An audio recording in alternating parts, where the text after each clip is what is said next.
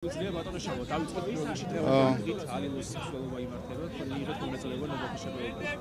საქართველოს ულოცავ შობის დღესასწაულს.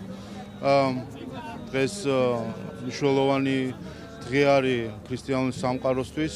ჩვენ გუშინ დავესწარეთ საშობაო ლიტურგიას, მოვისმენთ პატრიარქის ეპისტოლე და ის გზავნილები, რომელიც პატრიარქს ჰქონდა წლევანდელ ეპისტოლეში, სადაც მან ხაზი გაუსვა ერთის მხრივ მთავარ პრინციპს, რაც ნიშნავს სიყვარულს ადამიანების შორის, რომელიც ღმერთისგან აქვს ადამიანს დანაცვლებული და მეორე, რომ ყველამ უნდა იფიქროს საკუთარ მოყვასზე.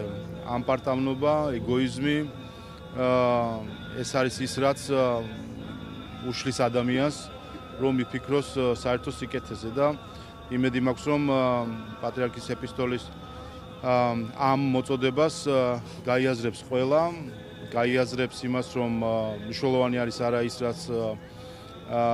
რაც მათ ინდივიდუალურ ინტერესებში არის, არამედ მნიშვნელოვანი არის ჩვენი ერის და საზოგადოების ინტერესები. ჩვენი ერის და საზოგადოების ინტერესი კი არის მშვიდი განვითარება, არის კეთილდღეობის ზრდა ამ ქვეყანაში და ჩვენი საზოგადოების ინტერესია, რომ ამ გეოპოლიტიკურ ქაოსში, რომელშიც სამწუხაროდ იმყოფება დღეს სამყარო, საქართველო მშვიდად გავატაროთ და ხედავთ, რომ 3 წელია მას შემდეგ, რაც რუსეთმა დაიწყო აგრესიული ომი უკრაინის წინააღმდეგ, საქართველოს ხელისუფლებამ მიუხედავად მრავალი მცდელობისა შიგნიდან თუ გარედან, საქართველოს ინტერესები იმდენად სწორად დააპოზიციონირა ამ გარემოში, რომ ერთი წამითაც საფრთხე არ შეექმნა ჩვენს მშვიდობიან, უსაფრთხო და რაც მთავარია ეკონომიკურ განვითარებას, რომელიც თავისთავად გამომდინარეობს ასევე უსაფრთხოებიდან და მშვიდობიდან.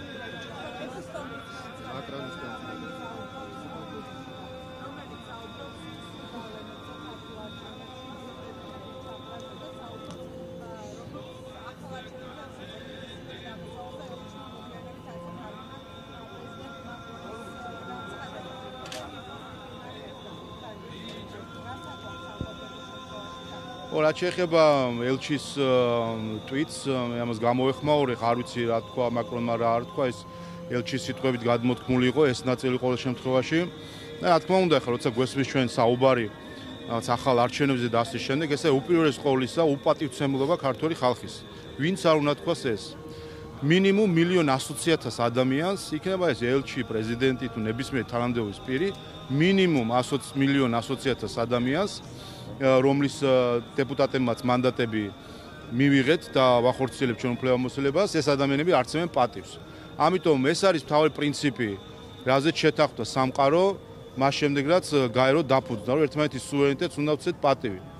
და როდესაც ხედავ ჩვენ ცრუ ნარატივების საფუძველზე რაღაც მოწოდებებს შეიძლება არა, მაგრამ რაღაცა შემოტანას თემისა თითქოს ახალი არჩევნების შესახებ, ეს არის უპირველეს ყოვლისა ქართველი ხალხის სუვერენულ არჩევანში ჩარევა. და თუ კი ჩარევაზე მიდგება საქმე, რა თქმა უნდა, ჩვენ ხედავთ იმ ლეგიტიმაციის კრიზისებს, რომელიც ამა თუ იმ ევროპელ ლიდერს თუ პოლიტიკურ ძალას აქვს. ამიტომ თუ კი სურთ რომ ვისაუბროთ სხვა ქვეყნის ხელისუფლებებზე, მაშინ ჩვენც ვისაუბრებთ სხვა ქვეყნის ხელისუფლებებზე. არ შეიძლება, როდესაც ზოგი წარმავალი ხელისუფლება, მაგალითად როგორც გერმანიის არის, რომელმაც დაკარგა სულად საკუთარი ხალხის ნდობა, ზოგი ხელისუფლება, რომელსაც ყველა გამოკითხვა აჩვენებს, რომ მათაც დაკარგული აქვს ნდობა, ამ დროს ნაცვლად იმისა, დაკავებული იყვნენ საკუთარი ხალხის ნდობის აღდგენით, დაკავებული არიან საქართველოს ხალხის ნებაში ჩარევის. ეს ერთი ნაწილი. რაც მეორე ნაწილი, რომელიც ჩვენ ვიხილეთ პრეზიდენტ მაკრონის განცხადებაში, სადაც ის საუბრობდა თითქოს და რუსულ ჩარევაში ქართულ არჩევნებში და ბიულეტენების ჩაყრებში და ასე შემდეგ. როდესაც პრეზიდენტის სასაუბრო პუნქტებში ხდება ცრუ ნარატივი, ეს უპირველეს ყოვლისა არის საქართველოში საფრანგეთის საელჩოს პასუხისმგებლობა, როდესაც ამ დონეზე ადის სასაუბროში პრეზიდენტთან ცრუ ნარატივი. პირველი რუსეთის ჩარევა საქართველოს არჩევნებში. ახლა არ ვიცი ხარ რა ეპითეტი შეიძლება შევამკოთ, ასე ვთქვათ, ესეთი განცხადება. როდესაც არ არსებობს არა, უყურეთ კონკრეტულად პრეზიდენტ მაკრონმა თქვა კონკრეტულად რუსეთის ჩარევა საქართველოს არჩევნებში. ყველა მიცის, ნუ ქალბატონი სალომეს განცხადება გვახსოვს და მას არ ვიცი CNN-ი თუ რომელიღაცა მედია იყო, კითხა კიდევაც მტკიცებულებები თუ აქვს და საიდან უნდა გქონდეს მტკიცებულებები. აი ამ დონეზე, ჭორაობის დონეზე წარმოთქმული ბრალდებები, როდესაც არის პრეზიდენტის სასაუბრო პუნქტებში, ეს რა თქმა უნდა აჩვენებს არაკეთილსინდისიერებას იმ ხალხისა, ვინც პრეზიდენტ მაკრონს უმზადებს ასეთ განცხადებს და უპირველეს ყოვლისა საქართველოში საფრანგეთის საელჩო პასუხისმგებლობა ეს ერთი და მეორე რა ბიულეტენების ჩაყრაზე ვლაპარაკობთ საერთოდ.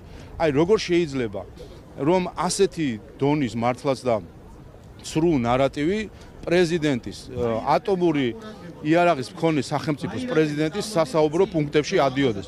ჩვენ ნახეთ ერთი შემთხვევა აბსოლუტურად სასაცილო და არ ვიცი კურიოზული შემთხვევა მარნეულში, როდესაც 10 კამერის თვალწინ ადამიანმა რაღაც სიგიჟე ჩაიდინა, ის ადამიანი დააკავეს კიდევაც და სისხლისამეც გამოძიება მიდის ამაზე და ეხლა როდესაც ეს საკითხი პრეზიდენტის სასაუბრო პუნქტებში ხდება, ეს არის უბრალოდ რა უნდა გითხრათ, ეხლა ეს აჩვენებს რომ ან არის ძალიან დიდი მავნებლობა ჩადებული ამის უკან სხვადასხვა ჯგუფების მხრიდან, არ არის აბსოლუტური არაპროფესიონალიზმი მათი მხრიდან ვინც ეს პუნქტები ჩადო. ამიტომ გუშინ პრეზიდენტ მაკრონის განცხადება ეყრდნობოდა აბსოლუტურად მისი ორივე პუნქტი, რუსული ჩარევა ბიულეტენების ჩაყრა თითქოს რაღაცა მასობრივი ის ხონდა ორივე პუნქტი მის განცხადების ეს ორივე პუნქტი ეყრდნობოდა ცრუ ნარატივს და არის სამწუხარო როდესაც საფრანგეთის პრეზიდენტი ცრუ ნარატივს და დაფუძნებით შემდეგ უკვე რაღაც დასკვნებს გვაცნობს და ეს რა თქმა უნდა უპირველეს ყოვლისა არყევს ნდობას სხვადასხვა ქვეყნის ხელისუფლებების მიმართ ქართველი ხალხის თვალში.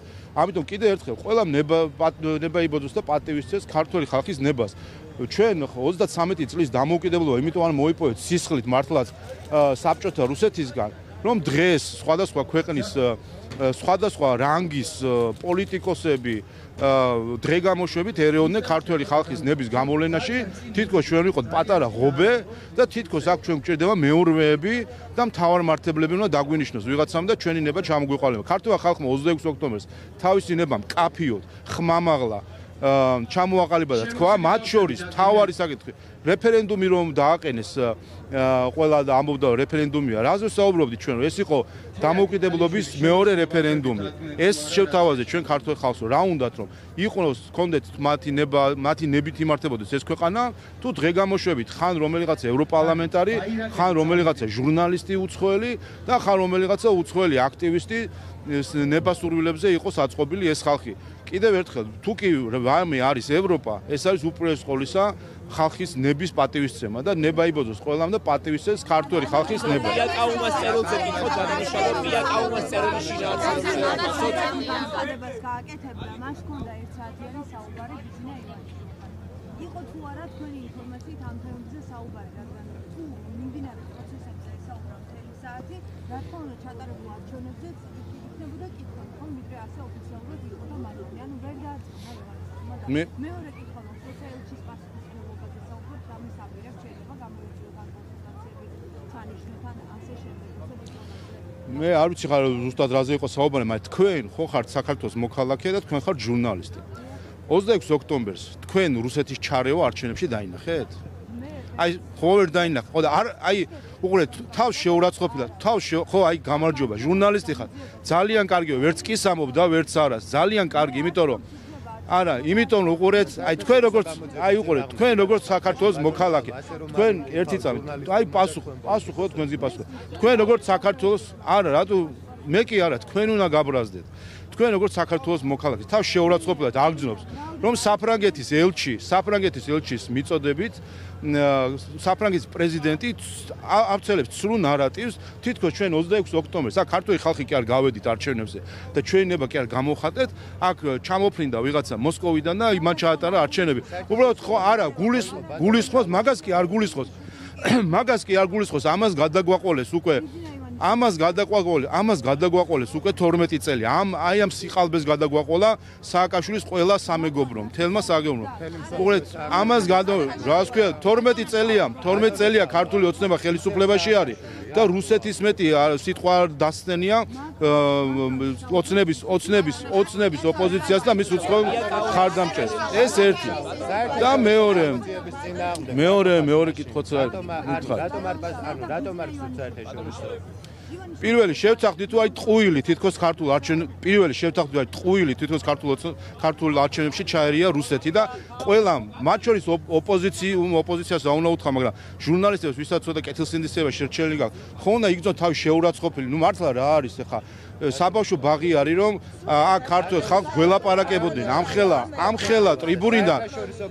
ტრიბუნიდან სრულ ნარატივებს არსულებდა ამიტომ ყველა რა დონეც არ უნდა იყოს წეგავ ნახე პოლონეთის ერთ-ერთი სენატორის განცხადება რომ რუსული манипуляция ყველა რა დონეც არ უნდა იყოს იქნება ჩვეულებრივი უცხოელი მოქალაქე დეპუტატი პრეზიდენტი ვინც არ უნდა იყოს ვინც კი სიტყვა რუსეთს ახსენებს საქართველოს პოლიტიკასთან დაკავშირებით და ჩარევასთან დაკავშირებით ყველას გავცემთ პასუხს ამასთან დაკავშირებით იმიტომ რომ ეს უნდა დასრულდეს გეტყვით რატო უნდა და გეტყვით რატო უნდა დასრულდეს ერთი წამ აი გეტყვით რაც უნდა დასრულდეს იმიტომ თუ კი ვინმეს უნდა რაიმე თუ კი ვინმე გძნობს თავს პასუხისმგებლობასთან დაკავშირებით რუსეთთან დაკავშირებით თქვენ გუშინ წინ მოისმინეთ პრეზიდენტ ზელენსკის ინტერვიუ ჟურნალისტ ფრიდმანთან და მოისმინეთ მან რა ისაუბრა ბუდაპეშტის მემორანდუმზე რომელიც 30 წელი შესულდა მემორანდუმი და ოდესაც უკრაინამ დათმო ატომური იარაღი შეგახსენებთ რომ საბჭოთა კავშირის დაშლის შემდეგ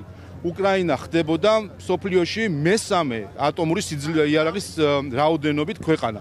დაათმობინეს ეს ატომური იარაღი და მისცეს უსაფრთხოების გარანტიები. მათ შორის საფრანგეთი იყო უსაფრთხოების გარანტორი. და თქვენ მოისმინეთ პრეზიდენტმა ზელენსკიმ გუშინ წინ რა თქვა, რომ აი მანამ სანამ დაიწყებოდა 22 წლის აგრესია რუსეთის, მანამ და მას შემდეგაც მას ჰქონდა საუბარი ყველა გარანტორთან, მათ შორის საფრანგეთთან. რომ აჰა, დადგა მომენტი, ჩვენ თავის დროზე დავთქვეთ ატომური იარაღი, თქვენ მოგვეცით პირობა რომ იქნებ ჩვენ უსაფრთხოების გარანტია, აი დადგა მომენტი. და გახსოვთ რა გაიხსენეთ რა თქვა პრეზიდენტმა ზელენსკიმ რომ რა გითხეს ამაზეო და რა იყო განწყობა. პოხერ, აი ეს გითხეს საბოლოო ჯამში, ასე მიუდგნენ უკრაინას. ამიტომ თუ კი ვინმე რუსეთს უნდა საუბარი, აგერ არის უკრაინა და დახმარებოდნენ თავის დროზე როგორც საჭირო იყო და დაიხმარონ ეხლა როგორც თავის დროზეა. ნენელა რო აპარებენ, ნენელა რო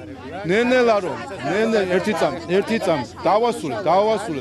მოდი დავასრულებ. არა დავასრულებ. არა, უნდა დავასრულებ. არა, ამაზე. ნუ მაწყვეტინეთ, მოისმინეთ. ამიტომ აი ეხლა მომისმენ. აი ახლა ნენელა რო აპარებენ მათ შორის საფრანგეთის ხელისუფლება. ნენელა რო აპარებს უკრაინელებს რომ მოგიწევთ ტერიტორიის დათმობაო და შეეგუეთ ამას და შემდეგ დიპლომატიურად რაღაც შეიძლება მოხდეს. აი ახლა ნენელა რო აპარებენ 3 წლის თავზე, როდესაც 10,000-ობით უკრაინელი ჯარისკაცი, ბავშვი, ქალი დაიღუპა. ამას რო აპარებენ და ნახეთ თქვენ გუშინწი პრეზიდენტ ზელენსკის საწუწარკვეთილი ინტერვიუ ფრიდმანთან რომ ეს არის ზუსტად იმედგაცრუება რასაც უყურებენ. ამიტომ კიდე ერთხელ თუ კი ვინმეს აი ხა უმიშვით რა პასუხი თუ კი ვინმეს აწუხებს რუსეთის პოლიტიკა სადმე აგერ არის უკრაინა მიეხედა თავის დროზე მიეხედა 3 წლის წინ 2 წლის წინ 1 წლის წინ ან ეხლა მაინც გამოიჩინოს სათადანდო ძალები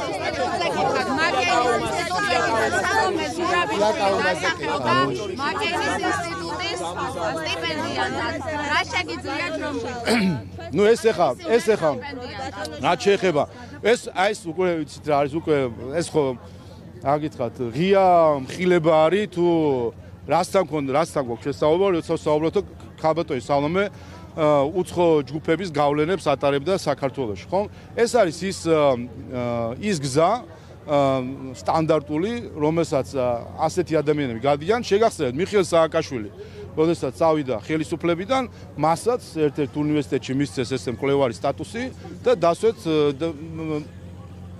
აი ხო ერთი და მეორე რაც შეეხება მაკეინის ინსტიტუტს ჩვენ გვახსოვს თუ რა როლი ქონდა მას და აქვს ამ არეულობებში რომელიც საქართველოში ორგანიზდებოდა გახსოვთ მათი სცენარი პირდაპირ დაწერილი ქალბატონი ლორა თორნტონის რომელიც პირდაპირ წერდა რომ არჩევნები ჩატარდება და რომ აღიარებენ ამას დამკვირვებლებიო მაინცო პროტესტები უნდა იქნებაო და ამ პროტესტს უნდა დაუჭეროთ ხარიო შემდეგ გახსოვთ როგორ იმედგაცრუებული იყო ქალბატონი ლორა თორნტონი რომ გაკვირვებული იყო რომ მსხვერპლით როგორ არ დასულდა კი მაგრამ ეს ძალადობრივი აქციებიო.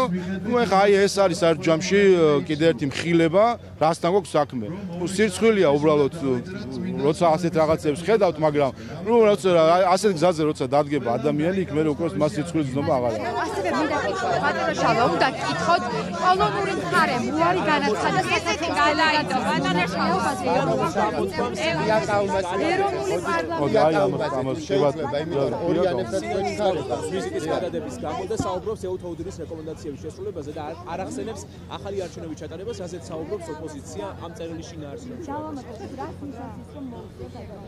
ნუ რა არის იცით რაღაც საერთო ჯამში კარგიც უნდა დავინახოთ ამ ყველაფერში. თავად ეუთო საპარლამენტო ასამბლეის ხელმძღვანელმაც დაინახა თუ რას ამორწყვინო ოპოზიციასთან გვაქვს ჩვენ საქმე საქართველოში. აი ეს არის. გახსოვთ თქვენ ხომ? პირველად სიტყვა პოლარიზაცია რო ახსენეს ზოგიერთმა უცხოელმა და ხელისუფლებას მოგვიწოდებდა დეპოლარიზაციისკენ. აი უცხოელების ხარდაჭერილი, ხელშეწყობილი, თავზე ხელგადასმული ოპოზიციის ქცევა რა არის? გააგიჟეს ადამიანი, საპარლამენტო ასამბლეის პრეზიდენტი არის, ჩამოდიოდა იმისთვის რომ შეხვედროდა ოპოზიციასაც, ხელისუფლებასაც, აი ყველას ვისაც ექნებოდა სურვილი მასთან შეხვედრის და ადამიანი გააგიჟეს უბრალოდ. აი ესეთ ხალხთან გვაქვს ჩვენ საქმე საქართველოს ხელისუფლებას და ჩვენ ამაზე რომ საუბრობდით ხოლმე. ნუ ამას ზოგი არ იჯერებდა რომ მაინც დიალოგი და ასე შემდეგ. ნუ შეხედეს ხო არის აბსოლუტური ექსტრემისტების ჯგუფი, ჩვეულებრივი პოლიტიკური რადიკალები და ექსტრემისტები, რომელიც გადაულიან ყველას გადაულიან აბსოლუტურად.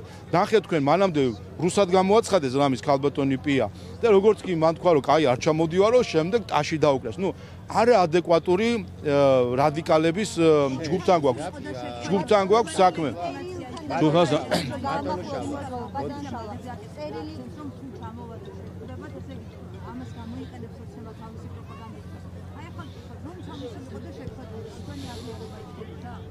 რა არის იცით მე მგონი გარდა თვალები ასე თქვა ვიზუალისტად წერასაც კითხვასაც თუ გადავა ოპოზიცია კარგი იქნება და ქალბატონი პიაკაუმას წერილსაც თუ ჩაიკითხავს სადაც ის საგარეო მინისტრს მიმართავს სადაც ის პრემიერ-მინისტრთან საუბარს ახსენებს სადაც ის პარლამენტთან თანამშრომლობას ახსენებს უბრალოდ სასაცილო საბავშვო ბაღი აქვს მოწყობილი ოპოზიციას და მათ ფარველ უცხოელებს აი რა დონეზთან გვაქვს საერთოდ საუბარი და რა საერთოდ ჯამში რა ბატონკმური დამოკიდებულება აქვს ამ ოპოზიციას, რომ ქართველი ხალხისგან კი არ უნდა ლეგიტიმაცია. ქართველი ხალხთან საარჩევნო კამპანიაც კი არ ჩაუტარებია ამ ოპოზიციას. მათ ლეგიტიმაცია უნდათ რომელიღაცა, რა ვიცი, უცხოელი პოლიტიკოსისგან თუ რაღაც პოლიტიკური ჯგუფისგან. აი ეს არის სამწუხარო რა, ნუ კარგია რომ ეს რეალობა ჩვენ ამ არჩევნება ეს დაგვანახა საბოლოო ჯამში ვისთან გვაქვს საქმე. ვისთან გვაქვს საქმე. ერთ უნდა გითხრათ რა ბატონო შალვა ერთ კითხავთ შეიძლება ადამიანს საერთოდ არ გამოსაკითხო თუ შეიძლება ნებისმიერ ქვეყანაში არჩევნების ლეგიტიმაცია დგინდება შემდეგი კომპონენტებით. საარჩევნო კომისიის დასკვნა, სასამართლოების დასკვნები ამასთან დაკავშირებით და პარლამენტის დადგენილება საბოლოო ჯამში.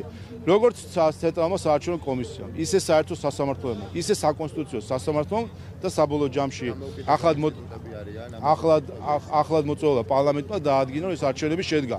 ეხლა რაც შეეხება იმ ხალხს აი გერმანელ, ფრანგ თუ რა დეპუტატებს, რომლებსაც წინა საარჩევნო კამპანიაში იყო ჩართული ხა მიხაილ როტის რა ქვია ლეგიტიმაცია რო არ ექნება ქართულ ხალხს ეს გასაგებია ხა. ის და ქართული ხალხი ვარ სხვა და ადამიანი ჩამოვიდა და ქართულ ეკლესიას დაუწყო ლანძღვა. ეხლა მისგან რას უნდა მოველოდეთ საერთოდ? ან რასა იუკნევიჩიანსია რა უნდა მოველოდეთ, რომელსაც ორგანულად ვერ იტანს უბრალოდ ქართულ ხალხს. ეხლა მათგან ჩვენ რას უნდა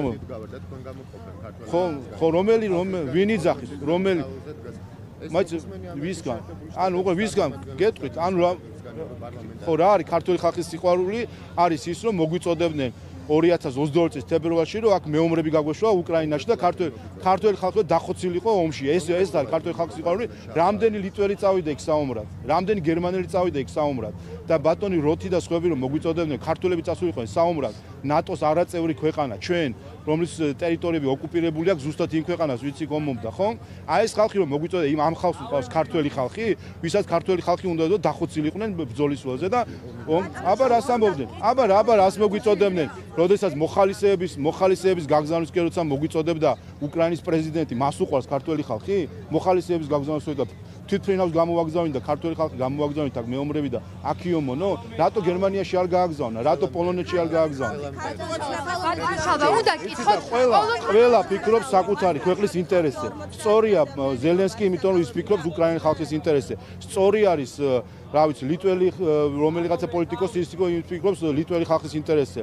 და ჩვენც ვფიქრობთ ქართველი ხალხის ინტერესზე. პრობლემა რაშია ინტერესები? პრობლემა რაშია, იცით? პრობლემა არის ოპოზიციაში და იმ NGO-ებში, რომლებიც ფიქრობენ, რომ ჩვენ არა ქართველი ხალხის, არამედ უკრაინის ინტერესით, ლიტვის ინტერესით და არ ვიცი, საფრანგეთის თუ სხვა ქვეყნის ინტერესით უნდა ვიყოთ. აი ეს არის პრობლემა, აი აქ მივედით 21 საუკუნეში, ჩვენ ყავს მოქალაქეების ჯგუფი, რომელსაც აქვს ბმა არა საკუთარ სამშობლოსთან, ქვეყანასთან, ხალხთან, არამედ მათთვის და ხედავთ ეს ჭელა-ჭულა დროშების პრიალით რომ არის დაკავებული ზოგიერთი ვეღარ გაურკვევია ქართული დროშა აფრიალონ, უკრაინის დროშა აფრიალონ, ამერიკის დროშა აფრიალონ, რომელი დროშა აფრიალონ.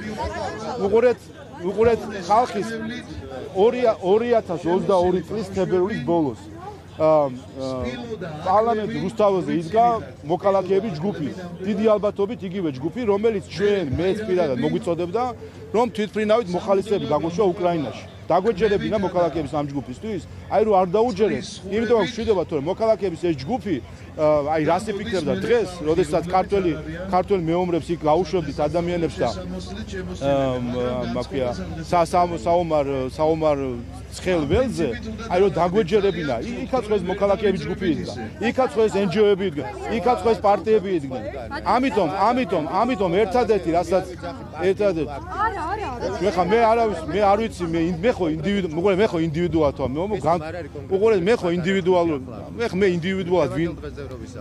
ვინ რა, მაგრამ 2022 წლის თებერვლის ბოლოს, როდესაც რუსეთის ჯარი მიმდგარი იყო კიევს იყო მიმდგარი და გვახსოვს ჩვენ როგორ უყურებდით, აბა რა ვიცი, დღე-დღეზე იყო რა მოხდება და კაცშვილმა არ იცოდა, გამოვიდა მოქალაქეების ჯგუფი, პოლიტიკოსები, უცხოეთიდან დაფინანსებული NGO-ები და უცხოეთიდანაც იგივე მოწოდები ჰქონდა, გამოვიდა ჯგუფი და პარლამენტის წინაც იყო მაშინ აქციები. საკმაოდ ასე ვთქვათ, ხმამაღალი აქციები, ზუსტად ამას ითხოვენ. აეროპორტში იდგა ხალხი, გახსოვთ თქვენ და გაიხსენეთ კადრები, ჟურნალისტები თქვენ ხარ. აეროპორტში იყვნენ და საქართველოს ხელისუფლება, აი ზურაბიშვილი რას გვეუბნებოდა პირად საუბრებში, მაგასაც გეტყვით, მაგასთან დაკავშირებით. რომ ხალხი არის აეროპორტში და საქართველოს მთავრობა გამოვიდა ქალბატონი ლომჯარია, მაშინ გახსოვთ აქციები რო აქვს ხან მონა, ხან მოღალატე, რომ მაშინ ქონდათ ეს მთავრობა მე არ წარმომადგენსო. გახსოვთ მაშინ თქვენ NGO-ებს ქონდათ ეს ჰეშტეგი ასე თქვა. და მონები მოღალატეები მაშინ დაიწყეს და აი ეგეთი, აი ხო არა, ვამბობ, ომი რო დაიწყო უკრაინაში, აეროპორტში რო იყო ნაცმოძრაობის აქტივი და აქცია რო იყო იგივე მოქალაქე, იგივე NGO-ები, იგივე პარტიები, რომლებიც ითხოვდნენ რომ გაგვეგზავნა საომრად. აი დღეს ვის საფლავებზე იქნებოდნენ დატირები, აი მე ნახავდნენ ეს ხალხი და ამიტომ ხოდა მადლობა რატო არ მოიხედა მადლობა არც ერთმა NGO-მ, რომელიც მაშინ 2022 წლის მარტის დასაწყისში იდგა და სამარცხვინოდ ითხოვდნენ რომ ქართველი ხალხი უნდა გაგვეგზავნოთ თუნმე იქ საომრად. რატო მადლობას არ ითხოვს არც ერთი ოპოზიციური პარტია, როდესაც რომ გაუძელით ამ ზეწოლას შიგნიდან გარედან და არ გაუშვით ხალხის საომრად. თქვენ გახსოვთ მაშინ რა ქნა ზელენსკიმ საქართველოსდან ელჩი ამის გამო ელჩი გაიწვია. ელჩი გაიწვია საქართველოსდან და ქართველი NGO-ები და ოპოზიცია იდგა და ზელენსკი არის საქართველოს პრეზიდენტიო და ქონდათ ერთი ამბავი ატეხილი და არ წამოგვეს ეს საომრად. მოკლედ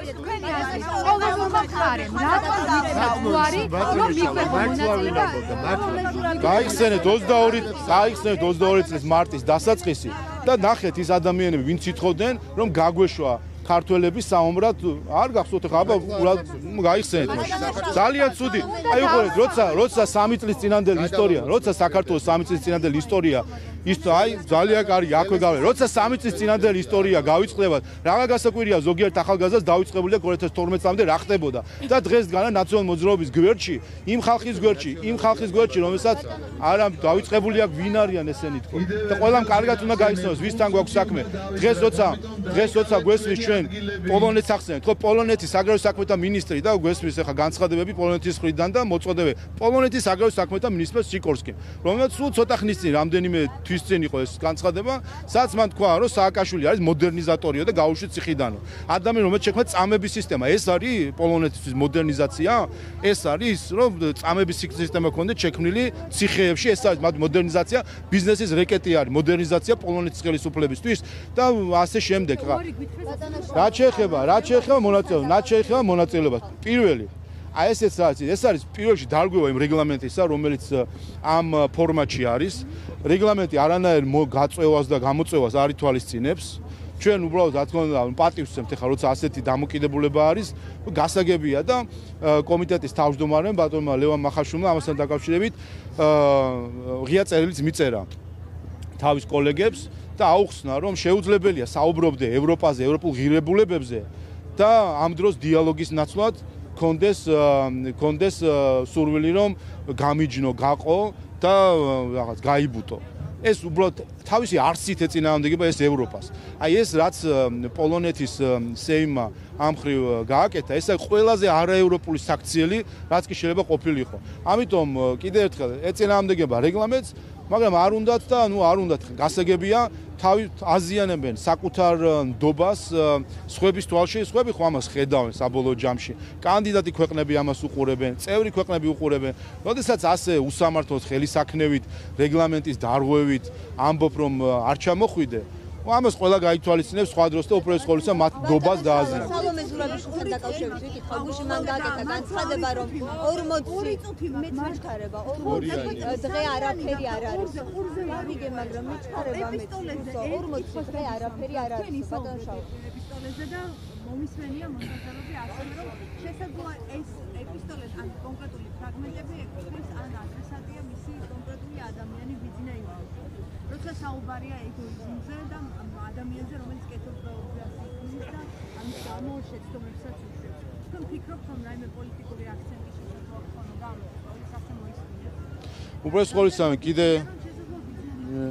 უპირველეს ყოვლისა კიდევ ერთხელ მოგილოცავთ შობის დღესასწაულს, თქვენ ტელევიზიასაც შეგახსენებთ, რომ თქვენ რუსულ შობას ეძახდით 7 იანვარს და გვახსოვს ჩვენ შარშან, გაიხსენეთ შარშან, რა პანიკა ქონდა დათესილი. დიახ და მაგრამ კარგია რომ ჩვენ წუხელ ვიხილეთ რომ ადამიანები რომლებიც რუსულ შობას ეძახდნენ გუშინ აღნიშნავდნენ შობას კარგია ეს აჩვენებს საერთო ჯამში ქართული ეკლესიის სიძლიერეს და ეს კიდევ ერთხელ აჩვენებს რომ ვინც საქართველოს ეკლესიას წინააღმდეგ წავა საბოლოო ჯამში დამარცხდება და გუშინ ჩვენ ვნახეთ რომ ამ ზეიმში ასე ვთქვათ რომ საბოლოო ჯამში მათ ვინც უტევდა ქართულ ეკლესიას გუშინ ზუსტად ამ დღეს იზეიმეს შობა. რაც შეეხება ეპისტოლეს და ამიტომაც არის ეს ყველაფერი. აქედან გამომდინარე მინდა გიპასუხოთ. პატრიარქის ნებისმიერი ეპისტოლე ეკუთვნის ყველას და ამავე დროს არავის. ყველამ უნდა წავიკითხოთ და ყველამ ჩვენი დასკვნები უპირველეს ყოვლისა ჩვენი თავიდან გამომდინარე უნდა გამოვიტანოთ. და ეს არის მთავარი არსი ეპისტოლესი და ამიტომ ყველას მოუწოდებ რომ ყველა ეპისტოლეს აქვს თავისი ხილული და ფარული გზავნილები ყველა ადამიანისთვის. ეს ეკუთვნის ყველა ეპისტოლეს ადრესატი არის ყველა და ამავე დროს არავის. ყველამ უნდა წაიკითხოს და მიიღოს ის როგორც საჭიროა. სალომე ზურაბიშვილმა განაცხადა გუშინ რომ 40 დღე რუსთავის გამზირზე დგომა არაფერია და რუსთავის გამზირი გახდება ასე ვთქვათ სიმბოლო გამარჯვების. რას ნიშნავს მისი ეს განცხადება და რაც უკვე რა მოლოდინები გაქვს სალომე ზურაბიშვილისა და ოპოზიციის გეგმებთან დაკავშირებით? ზოგადად ყველას მოუწოდებ კიდევ ერთხელ პატივისცენ ქართველი ხალხის არჩევანს. ეს არის დემოკრატია. ჩამოყალიბდნენ რა უნდათ. უნდათ დემოკრატია, თუ უნდათ რომ გარედან როგორც ეთქვიან ისე მოიქცნენ. ასე რომ დემოკრატია შედგა 26 ოქტომბერს, არჩევნები შედგა. ქალბატონი სალმომე ხილებული იქნა ტყუილებში ეუთოოდირის დასმით. ქალბატონ სალმომე მოიტყუა, თითქოს იყო ეს რუსული სპეცოპერაცია, არც ერთი სიტყვა ამაზე არ უთქვამს ეუთოოდის. ქალბატონ სალმომე მოიტყუა, თითქოს ერთი პირადობის მოწოდებით 17 ჯერ იზრდებოდა, ეს 17 საიდან მოიტანა კიდე ცალკე საკითხია. აბსოლუტურად ტყუილი პრეზიდენტის რანგში თქვა მან და ამაშიც ამხილა ის ეუთოოდირის დასკვნამ. ქალბატონ სალმომე მოიტყუა, თითქოს იყო რაღაც მასობრივი მელნის გაჟონვა და ფარულობის დარღვევა ეუთოოდინმა ამხილა ამ ყველაფერში. დღეს ქალბატონი სალმომე სტატუს უკვე აღარ აქვს პრეზიდენტის სტატუსი და არის ჩვეულებრივად ადამიანი, რომელმაც აი ეს ჭორები დათესა, რომელიც გუშინ მაკრონმა გაიმეორა და ეხლა პირველი რაც უნდა მან გააკეთოს, ნაცვლად ამ რაღაც ხმამაღალი საუბარისა, პასუხი გაგვცეს ჩვენ იმ ტყუილებზე, რომელიც მან ისაუბრა ბევრ ტელევიზორში. პასუხი გაგვცეს, სად იყო რუსული ჩარევა. პასუხი გაგვცეს, სად იყო ერთი პირადობის მოწოდებით 17 ხმის მიცემა და ასე შემდეგ. როგორ აი ეს რო იკადრა საერთოდ პრეზიდენტის რანგში ყოფა ადამიანმა, რომ შემოიარა 50 ტელევიზია და ქართულ ხალხს აბრალებდა, რომ თქვენ 26 ოქტომბერს კი არ გამოხვიდეთ, არჩევნები კი არ გააკეთეთ, აქ რაღაცა ჩამოფრინდა ვიღაცა საიდანღაც და манипуляция ჩაატარა. აი ამ ტყუილისთვის უპირველეს ყოვლისა პასუხი გასცეს ქართულ ხალხს და ქართული ხალხის პასუხი მას უკვე დიდი ხანია მიღებული. ახლა რა გეგმა შეიძლება გქონდეთ ოპოზიციის ნაწილზე გითხეთ ბატონო ოპოზიციის ნაწილზე ტრამპის ინაუგურაციას ერთის მხრივ ჩვენ ვისმენთ თქვათ იგივე რესპუბლიკელების მხრიდან მეგობარი აქტი და ქართული კოშმარის არაღიარების აქტი ესეთია. როგორია თქვენი მოლოდინი, რა პროცესთან გვაქვს საქმე და რამდენად წარმოგიდგენიათ ამ ვითარებაში იგივე ტრამპის ადმინისტრაციასთან ურთიერთობების ნორმალიზება და ალაგება? ჩვენ გვაქვს თავარი რამის იმედი.